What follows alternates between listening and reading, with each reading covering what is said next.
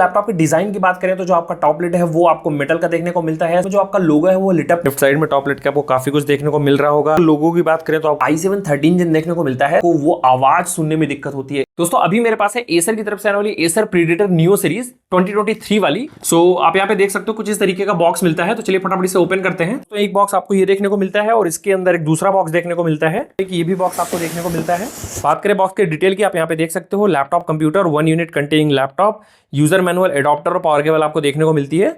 और यहाँ पे अगर आप देखेंगे तो जुलाई 2024 प्राइस की बात करें तो 1,44,999 रुपीज आपको यहाँ देखने को मिलता है। दोस्तों ये हमारा लैपटॉप, यूजर मैनुअल और ये हमारा पावर केबल।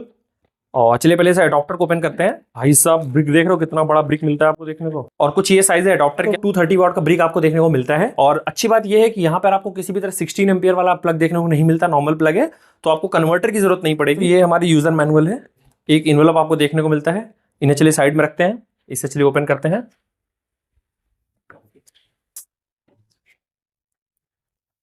सो दोस्तों ये है अपना लैपटॉप। स्क्रीन इतनी ही ओपन होती है, आप यहाँ पे देख सकते हो, ये फुल है, इससे ज्यादा ओपन नहीं होती है, 180 डिग्री ओपन नहीं होती है स्क्रीन। सो चलिए करते हैं इसे फर्स्ट बूट। दोस्तों लैपटॉप की डिजाइन की बात करें तो जो आपका टॉप लिड है वो आपको मेटल का देखने को मिलता है, साथ ही बाकी जितनी भी बॉडी है वो आपको प्लास्टिक की देखने को मिलती है।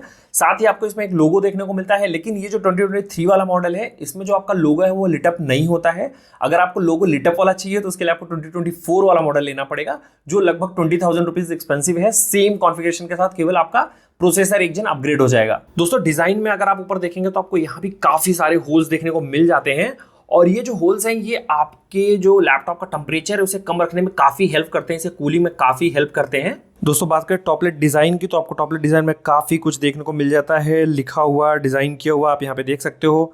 लेफ्ट साइड में टॉपलेट के आपको काफी कुछ देखने को मिल रहा होगा। टॉपलेट के दूसरे साइड भी आपको कुछ टेबल डिजाइन देखने को मिल जाता है, जो कि दिखने में काफी अच्छा लगता है।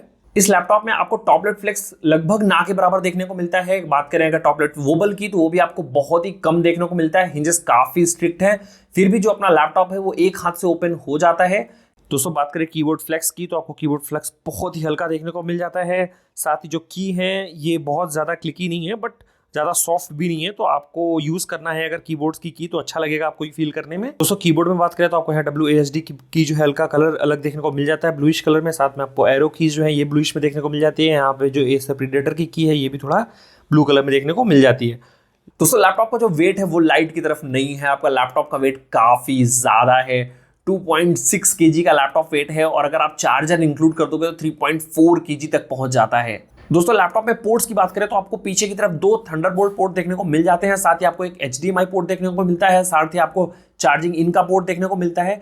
लैपटॉप के लेफ्ट में आपको एक RJ45 का पोर्ट, एक 3.2 Gen 1 वाला पोर्ट, एक आपको माइक्रो SD कार्ड का पोर्ट और एक आपको ऑडियो जैक देखने को मिलता है। लैपटॉप के राइट साइड में आपको टोटल 2 पोर्ट देखने को मिलते हैं, दोनों 3.2 Gen 2 वाले हैं, लेकिन इसमें से एक पोर्ट जो है वो आपका पावर ऑफ चार्जिंग भी सपोर्ट करता है। इस लैपटॉप में एक IPS पैनल की डिस्प्ले आपको देखने को मिल जाती है, WUXGA वाली डिस्प्ले है, 165 हर्ट्ज। रेशियो की बात करें तो 16:10 देखने को मिल जाता है आपको।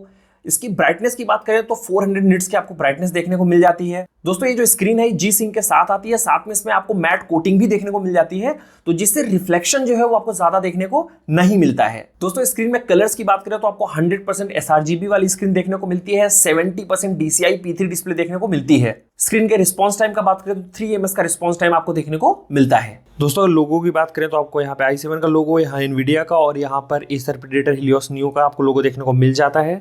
दोस्तों इस लैपटॉप में आपको 90 वॉट की बैटरी देखने को मिल जाती है, जो लगभग 2 घंटे में फुल चार्ज हो जाती है।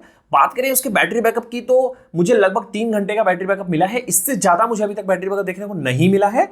अब मैं थोड़ा आई थिंक आप कह सकते हो हाई एंड की तरफ यूज़ करता हूँ लैपटॉप को। अब अगर लोग इसको एकदम क्वाइट वाले मोड पर अगर आप उसको ऑटो पे फैन करके और लाइट वेट यूज़ करोगे लैपटॉप को तो डेफिनेटली मुझे लगता है इससे ज़्यादा मिल जाएगा, बट मुझे 3 आवर्स का ही बैटरी बैकअप देखने को मिला है। साथ ही अगर मैं वीडियो एडिटिंग कर रहा हूँ तब अगर बैटरी बैकअप की बात करें तो मुझे लगता है 2 घंटे से ज़्यादा नहीं चलता है। तो मैं सजेस्ट करूंगा कि जो भी हाई एंड वाले काम है उसके लिए आप डेफिनेटली चार्जर को यूज़ करें। लैपटॉप का कॉन्फ़िगरेशन काफ़ी तगड़ा देखने को मिलता है, आपको i7 13 Gen देखने को मिलता है, 13700HX। अब ये HX सीरीज वाला प्रोसेसर है, तो भाई नॉर्मल जो प्रोसेसर होते हैं उनसे इसका जो परफॉर्मेंस है वो काफ़ी अच्छा है। i9 के लेवल का परफॉर्मेंस आपको देखने को मिल जाएगा, स्पेशली इस लैपटॉप के साथ जो आपको प्रोसेसर देखने को मिलता है। बात करें इसके आर्किटेक्चर की तो आपको 16 कोर देखने को मिलते हैं। तो जब भी आप कोई हैवी टास्क करते हैं, जैसे आप गेमिंग करते हैं या जैसे आप वीडियो एडिटिंग करते हैं, तो जो आपके पी कोर्स हैं वो यूज होते हैं। और नॉर्मल जैसे आप ब्राउजिंग कर रहे हैं, वीडियो देख रहे हैं, एंटरटेनमेंट कर रहे हैं, तो उस समय जो आपके ई कोर हैं वो यूज होते हैं। तो अब नॉर्मल जो आपका एच सीरीज वाला आता है उसमें आपके कोर्स कम होते हैं कंपेयर टू एच एक्स वाले, तो इसलिए परफॉर्मेंस और भी अच्छा आपको देखने को मिल जाता है। फ्रीक्वेंसी की बात करें तो बेस फ्रीक्वेंसी 2.1 गीगाहर्ट्ज से लेके अप टू 5 गीगाहर्ट्ज तक आपको देखने को मिलता है। अब ये जो प्रोसेसर है ये 24 थ्रेड के साथ आता है, साथ ही इसमें L3 कैशे भी देखने को मिल जाती है, तो जिससे कि आपका जो परफॉर्मेंस है वो और भी अच्छा हो जाता है। ये जो प्रोसेसर है इसमें आपको इंटीग्रेटेड ग्राफिक्स भी देखने को मिलती है साथ में। दोस्तों इस लैपटॉप में आपको DDR6 6GB का RTX 4050 देखने को मिल जाता है। और बात करें इसके टीजीपी की तो 140 वाट्स की आपको टीजीपी देखने को मिल जाती है। दोस्तों रैम की बात करें तो इसमें आपको 16GB की DDR5 वाली रैम देखने को मिलती है, 48 मेगाहर्ट्ज वाली, और ये सिंगल चैनल रैम है जैसा मैं देख सकता हूं लैपटॉप में। और यहाँ पे अगर आप देखेंगे तो आपको 4 दिखा रहा है, बट ये 4 एक्चुअली कोई ग्लिच है। 2 ही स्लॉट आपको देखने को मिलते हैं, जिनमें से एक स्लॉट यूज कर लिया गया है।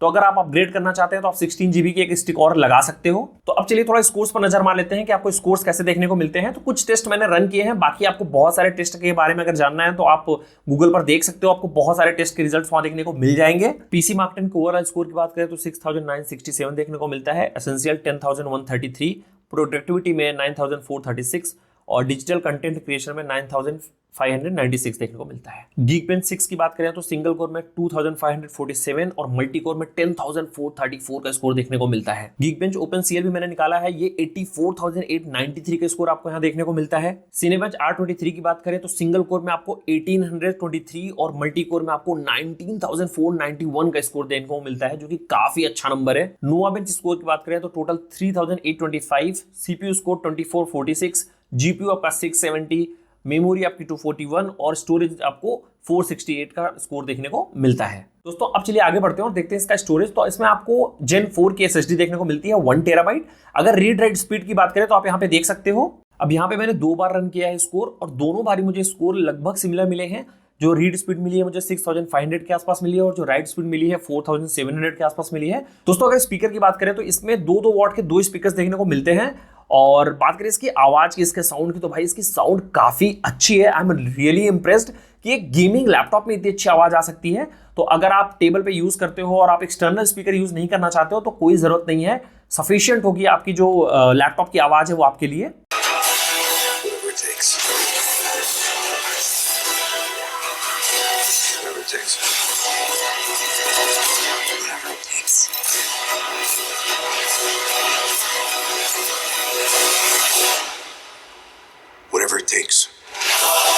दोस्तों अगर कनेक्टिविटी की बात करें, आपको Wi-Fi 6 देखने को मिल जाता है, ब्लूटूथ 5.2 देखने को मिल जाता है, तो उसकी तरफ से आपको कोई प्रॉब्लम नहीं होने वाली। साथ ही आपको RJ45 का भी पोर्ट देखने को मिल जाता है, तो आप डायरेक्टली लैन केबल यूज कर सकते हो। अगर इसके वेबकैम की बात करें तो वेबकैम कुछ खासा अच्छा देखने को नहीं मिलता, आपको 720p वाला देखने को मिलता है, बट इसकी क्वालिटी मुझे अच्छी नहीं लगी है। लेकिन गेमिंग लैपटॉप में आपको ऐसा ही वेबकैम देखने को मिलेगा।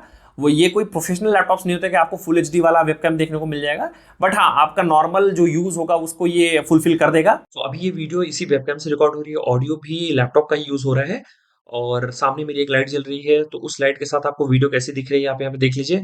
बैकग्राउंड को मैंने ब्लर किया हुआ है, ब्लर काफी ठीक ठाक काम कर जाता है, और क्वालिटी कैसी है 720p है, तो उसके हिसाब से मुझे ठीक ही दिख रही है।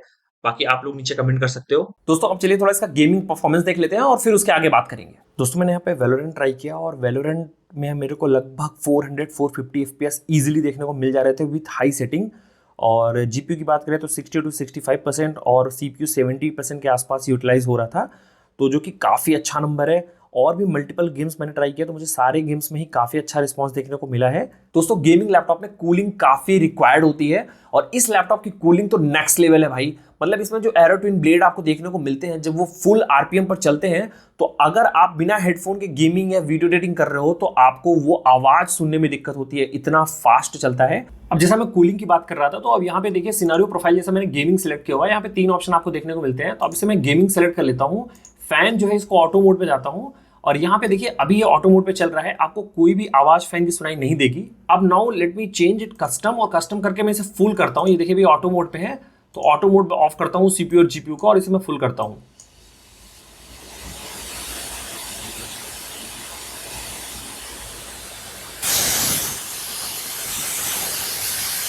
इतना तेज ये फैन जो है ये काम करता है, 6000 RPM तक आपका फैन जाता है, जो कि काफी बड़ा नंबर है और काफी जल्दी आपके लैपटॉप को ये ठंडा कर देता है। अब बात करते हैं कंक्लूजन की और क्या हमें ये लेना चाहिए या नहीं लेना चाहिए। तो दोस्तों ये वीडियो मैं बना रहा हूँ 2024 के अक्टूबर में, और ये जो लैपटॉप लॉन्च हुआ था 2023 में लॉन्च हुआ था।